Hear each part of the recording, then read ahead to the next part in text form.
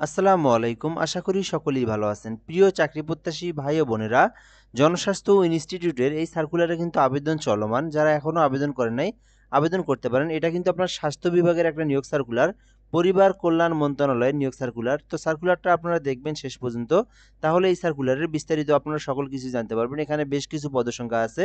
তো এখান থেকে আজকের ভিডিওতে আমরা পদসংখ্যা, পদের নাম, বেতন স্কেল, শিক্ষাগত যোগ্যতা, আবেদনের পদ্ধতি, পেমেন্ট পদ্ধতি একদম যা কিছু আছে সকল কিছু সুন্দরভাবে দেখে দেওয়ার চেষ্টা করব। তো অবশ্যই আপনারা ফুল ভিডিওটা দেখবেন, তাহলে এই সার্কুলার নিয়ে A to Z আপনি জানতে পারবেন। তার আগে একটু বলে নিই, আপনি যদি আমার এই চ্যানেলটাতে নতুন হয়ে থাকেন অবশ্যই সাবস্ক্রাইব করে রাখবেন। বাংলাদেশের যত সরকারি নিয়োগ সার্কুলার আছে আপনি এই চ্যানেলটার মধ্যে পেয়ে যাবেন। এজন্য অবশ্যই আমাদের সঙ্গে সাবস্ক্রাইব করে যুক্ত থাকবেন।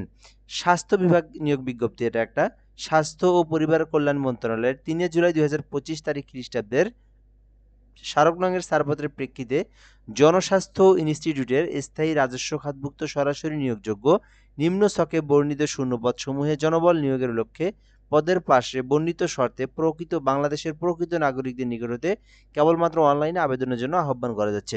তো এই বিষয়টা যদি আমরা একটু দেখি কি কি বলা আছে, তো এটা একটা স্বাস্থ্য বিভাগের নিয়োগ সার্কুলার এবং এটাতে কিন্তু বাংলাদেশের সকল জেলার যে কোনো প্রার্থী চাইলে আবেদন করতে পারবে, অর্থাৎ এটা সমগ্র দেশের জন্য নারী পুরুষ উভয়ই কিন্তু আবেদন করতে পারবে এবং অনলাইনের মাধ্যমে কিন্তু এই আবেদনটা করতে হবে। এই বিষয়গুলো আমরা এখান থেকে দেখে নিলাম। এরপর আমরা দেখব এখানে কিন্তু আপনার এসএসসি পাশের সার্কুলার আছে, এইচএসসি পাশের আছে, অনার্স ডিগ্রি পাশের আছে। তো আমরা প্রথমে উপরে থেকে দেখব, উপরে পদগুলো একটু বড় হয়ে থাকে, বড় ডিগ্রি যাদের তাদের। তো যারা এসএসসি এইচএসসি একটু শেষ পর্যন্ত দেখার চেষ্টা করবেন ভিডিওটা। 60 মুদ্রাক্ষরিক কাম কম্পিউটার অপারেটর 14 গ্রেডের। তো আপনি যদি 60 মুদ্রাক্ষরিক আবেদন করতে চান সেক্ষেত্রে শিক্ষাগত যোগ্যতা যেটা প্রয়োজন, অনার্স অথবা ডিগ্রি যে কোনো একটা পাস থাকতে হবে। অনার্স পাস অথবা ডিগ্রি পাস অথবা ফাজিল পাস থাকতে হবে।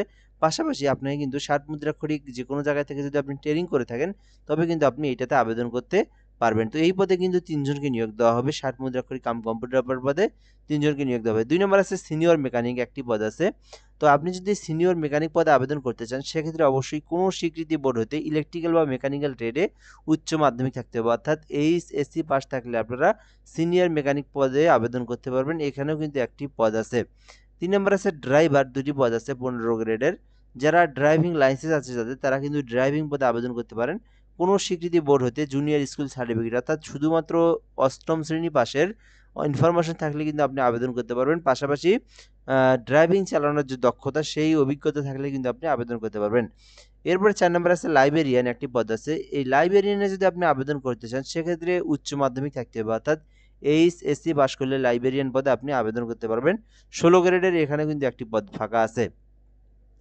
এরপরে যদি বলি এখান থেকে সরি, এটা ড্রাইভিং না, কোনো ড্রাইভিং, এই যে উপরেটা ড্রাইভিং, আর একটা হচ্ছে লাইব্রেরিয়ান। এটা হচ্ছে আপনার ড্রাইভিং, যেটা সেটা আপনার ড্রাইভিং লাইসেন্স থাকতে হবে এবং অষ্টম শ্রেণী পাস থাকতে হবে। আর যেটা লাইব্রেরিয়ান সেটা হচ্ছে উচ্চ মাধ্যমিক থাকতে হবে এবং কম্পিউটার চালানোর বেসিক নলেজ এবং দক্ষতা থাকতে হবে। তো এরপরে দেখব অফিস সহকারী কাম কম্পিউটার মুদ্রাক্ষরিক ১৬ গ্রেডের ৫টি পদ আছে। যারা এইচএসসি পাস করে জব খুঁজে থাকেন আপনারা কিন্তু অফিস সহকারী কাম কম্পিউটার মুদ্রাক্ষরিক এটাতে আবেদন করতে পারেন। এক্ষেত্রে আপনাদেরকে এইচএসসি পাস থাকতে হবে, অর্থাৎ উচ্চ মাধ্যমিক থাকতে হবে এবং কম্পিউটারের যে বেসিক নলেজ, এই বেসিক নলেজ থাকলে কিন্তু আপনি অফিস সহকারী কাম কম্পিউটার মুদ্রাক্ষরিকে আবেদন করতে পারবেন। টেলিফোন অপারেটর ২টি পদ আছে। এক্ষেত্রে এইচএসসি থাকলে আপনারা আবেদন করতে পারবেন। এইচএসসি থাকলে আপনারা টেলিফোন অপারেটর পদে আবেদন করতে পারবেন। ক্যাশিয়ার পদে একটি পদ আছে। এইচএসসি থাকলে কিন্তু আপনারা ক্যাশিয়ার পদে আবেদন করতে পারবেন। সো যাই হোক, এখান থেকে আমরা পদের নাম, শিক্ষাগত যোগ্যতাগুলো দেখে নিলাম। এখন আমরা যে বিষয়টা দেখব, আবেদনের জন্য অবশ্যই আপনাকে 18 থেকে 32 বছর হতে হবে। 18 নিচে হওয়া যাবে না, 32 প্লাস হওয়া যাবে না, এর মধ্যে বয়সটা আপনার থাকতে হবে। তো এরপরে এখান থেকে আমরা যদি দেখি যে বিষয়গুলো দেওয়া আছে, আপনি নিজে যদি আবেদন করে থাকেন সেক্ষেত্রে ips.teletalk.com ভিডিও ওয়েবসাইট থেকে আপনাদেরকে আবেদন করতে হবে, অর্থাৎ আপনারা ক্রোম ব্রাউজারে অথবা গুগলে যাবেন, যাওয়ার পর ips.teletalk.com ভিডিও ওয়েবসাইট থেকে আপনাদেরকে আবেদন করতে হবে। অথবা আপনি যদি ঘরে বসে থেকে আবেদন করে নিতে চান সেক্ষেত্রে আমাদের এই হোয়াটসঅ্যাপ নাম্বারে যোগাযোগ করতে পারেন। বাংলাদেশের যত সরকারি নিয়োগ সার্কুলার আছে সকল নিয়োগ সার্কুলার আমরা আবেদন করে দিই। তো আমরা কিন্তু একদম নির্ভুলভাবে আবেদনগুলো করে দেওয়ার চেষ্টা করি। আপনারা আমাদের সঙ্গে যোগাযোগ করে ঘরে বসে থেকে আবেদনটা করে নিতে পারেন। এক্ষেত্রে হোয়াটসঅ্যাপে যোগাযোগ করতে হবে 0177583031 0177583031। এই নাম্বার হোয়াটসঅ্যাপে যোগাযোগ করলে কিন্তু আপনি আমাদেরকে পেয়ে যাবেন। তো এখন আমরা এখান থেকে দেখব আবেদনের জন্য। আবেদনটা কিন্তু 24শে নভেম্বর শুরু হয়েছে, যেটা কিন্তু 14 ডিসেম্বর পর্যন্ত চলমান থাকবে, অর্থাৎ এটা কিন্তু ডিসেম্বর মাস চলমান এখন। এই ডিসেম্বর মাসের সামনের 14 তারিখে আসলে আবেদনটা শেষ হয়ে যাবে। এর মধ্যে আপনাদেরকে আবেদনটা করতে হবে। কত টাকা ফি প্রদান করতে হবে এই বিষয়টা যদি আমরা একটু দেখি এখান থেকে। তো 1 থেকে 6 নং কর্মী পদের জন্য 112 টাকা ফি দিতে হবে। আপনারা সকলেই জানেন গ্রেড অনুযায়ী ফি দিতে হয়। 12 থেকে একদম 16 পর্যন্ত 112 টাকা, 2টা এসএমএস সহ 120 টাকা পেমেন্ট ফি পড়ে। তো আপনি যদি নিজে আবেদন করে নিজে ফি দেন 120 টাকা আপনারা টেলিটক সিমে ফি দিবেন, ফি আপনারা উঠাবেন, রিসার্চ করবেন, তারপর আপনার ফি দিতে পারবেন। আর সর্বশেষ যে পদটা দেখলেন 7 নং কর্মী পদ, এটাতে শুধুমাত্র 56 টাকা হলে আপনারা ফি প্রদান করতে পারবেন। যাই হোক, যে পদের যোগ্য সেই অনুযায়ী আপনারা ফি দিবেন। আর আবেদনের ফি জমা দিবেন এখান থেকে IPH space ES space IPH space user ID লিখে 16322 নম্বর আপনারা সেন্ড করবেন। পরবর্তীতে আপনারা আইপিএস স্পেস পিন নাম্বার দিয়ে 16322 নম্বর আপনারা সেন্ড করবেন। তো সেন্ড করার পরে আপনার টাকাটা কিন্তু কেটে নেওয়া হবে এবং আপনাকে কিন্তু একটা মেসেজ দেওয়া হবে এবং আপনার একটা পেমেন্টের ইউজার আইডি এবং পাসওয়ার্ডও কিন্তু পেয়ে যাবেন। তো এইভাবে কিন্তু আপনাদেরকে আবেদনটা করতে হবে। সো যাই হোক, এই সার্কুলার নিয়ে আশা করি আপনারা বিষয়গুলো বুঝতে পেরেছেন। তো যদি কোনো কিছু জানার থেকে থাকে কমেন্ট বক্সে কমেন্ট করে জানাতে পারেন, ইনশাআল্লাহ রিপ্লাই দেওয়ার চেষ্টা করব।